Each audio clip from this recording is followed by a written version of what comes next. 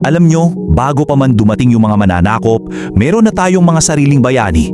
At ngayon, kilalanin natin ang kwento ng isa sa kanila. Siguro, isa sa pinakamatapang. Ito ang kwento ng huling hari ng isang malayang Maynila. Oh, kung napasyal na kayo sa Rizal Park, sigurado akong napansin nyo na yung rebultong to, di ba? Ang tikas ng tindig, parang laging handang lumaban. Pero, sino nga ba talaga siya? At bakit sobrang importante ng kwento niya sa pagka-Pilipino natin?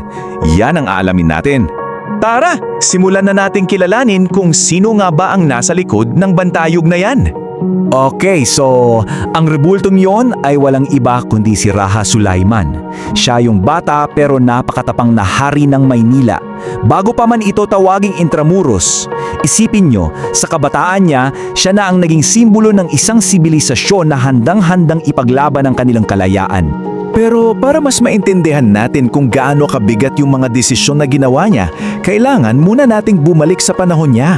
Ano ba ang itsura ng Maynila na ipinaglaban niya? Anong meron sa kaharian niya? Well, ang Maynila noon, hindi yan basta-bastang nayon lang. Imagine ninyo, isa siyang sentro ng kalakalan. May sarili silang kuta na gawa sa troso para proteksyon.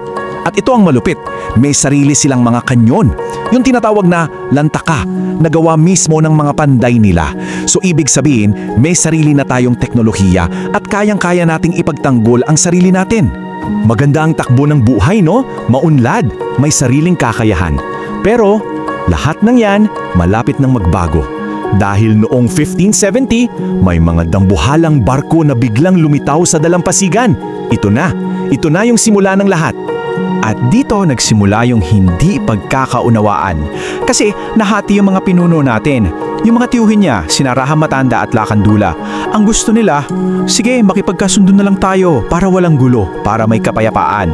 Pero para kay Sulaiman, iba ang basa niya. Hindi ito alok ng pagkakaibigan, ito ay alok ng pagsuko. At yun ang isang bagay na hinding-hindi niya kayang tanggapin. At dito niya sinabi yung mga salitang babago sa lahat, mga salitang tumatak sa kasaysayan.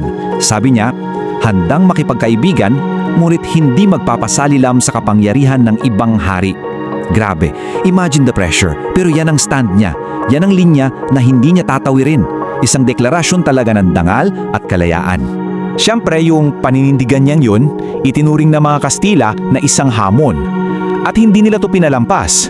So yun nga, dito na humantong ang lahat sa isang madugong labanan, doon mismo sa katubigan ng Bangkusay. Noong 1571, bumalik na si Miguel Lopez de Legazpi at this time, dala niya yung buong puwersa ng Espanya. Mas malaki, mas malapas. Pero si Sulaiman, hindi natakot. Imbis na sumuko, ang ginawa niya, tinawag niya yung mga mandirigma mula sa karatig lugar, yung mga taga-Hagonoy at Makabebe, at sama-sama silang sumabak sa laban kahit alam nilang delikado. At dito mo talagang makikita yung tapang nila. Tingnan niyo to, ang gamit ng mga mandirigma natin, maliliit na bangka, yung mga karakoa.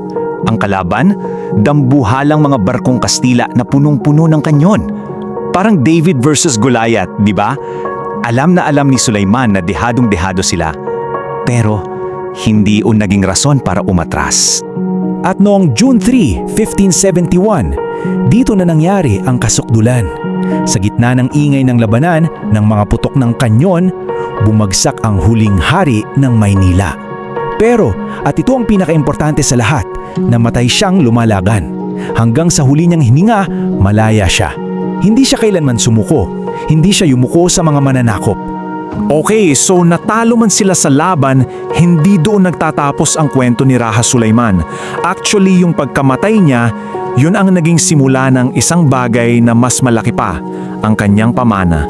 Mahigit 300 taon, 300 plus years. Pakitry nating damhin yun. Gaano katagal yon? Ilang lolo at lola ng mga lolo't lola natin ang dumaan na hindi man lang naranasan yung kalayaang meron tayo ngayon. Ganun kabigat yung naging epekto ng pagkatalo sa Bangkufay. Pero kahit ganun katagal yung pananakop, yung kwento ng katapangan ni Sulaiman, hindi yun nabura.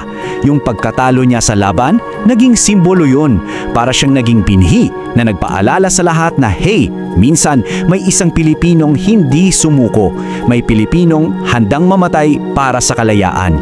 At para sa akin, yun ang pinakamalaking pamana niya. Yung ideya na mas gustuhin mo pang mamatay na malaya kaysa mabuhay na alipin ka sa sarili mong lupa. Diba?